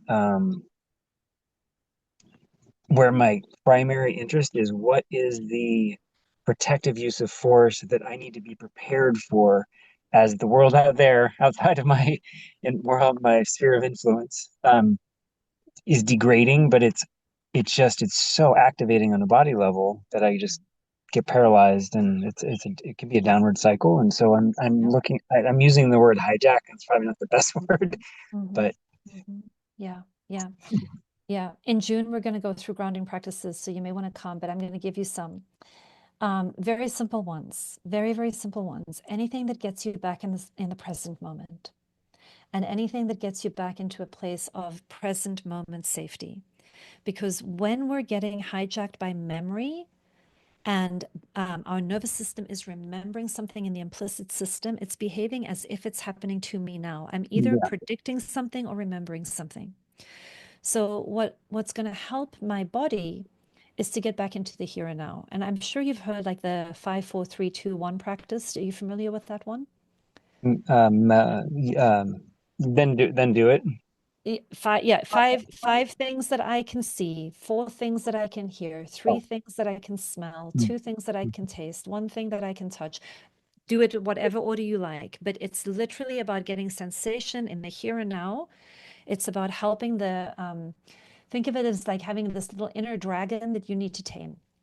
You've got this little dragon pot that is very reactive and breathes fire and gets very tantrumy very quickly. And you've got to be like a dragon keeper, and you've got to tame your little dragon. And it's literally soothing. It's like, You're fine right now. You're here in the cave. I see you. I absolutely see you. But look around right now. There are no T-Rexes here in this room with us. Look, there is a green plant, and we're going to touch this nice feeling here and you're getting it back in the body in the here and now.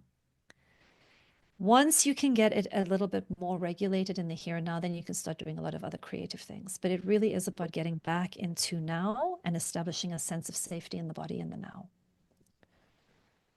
How's that feeling? Good. Thank you. You're welcome. Thank you. Yeah. You're so welcome.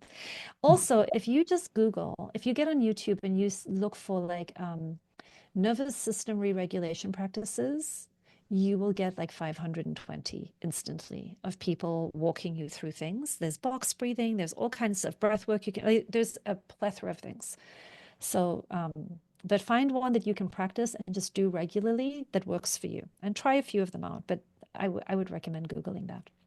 Yeah, it was really helpful to remember, like, oh, in my something, the combination of remembering my sphere of influence Yeah. and control Yeah. and being in the present moment, like being able to let go of my lack of what's not in my sphere of influence or control, and just Yeah. being here. Yeah. So there was like Be here now. there was like a Be here now. separating. Yeah. So that's good. Yeah. Thanks. You're so welcome. You're so welcome. I am very, very grateful to all of you for not only showing up here this evening, but also staying a little bit longer on the call with me as we went a little bit over time, and for your attention and your hearts and your questions. I am very much looking forward to reading through the chat. So if there's anything you want me to know, please go ahead and put that in the chat. Whether it's feedback about the call or just anything in general that you've been wondering, anything you put in the chat, I will definitely be reading this evening. We will send the replay out tomorrow. The registration for the summer series is open. I really hope to see you there. It's the only teaching that I'm going to be doing this summer. And they are going to be very practical 2-hour sessions. We'll do some Q&A, we'll do a little bit of teaching, and then we'll work through a lot more sort of how do I want to say this? Like surfacing you. It's really about getting you more connected to you, identifying your values, what matters to you, what your blueprint is, what your next steps are.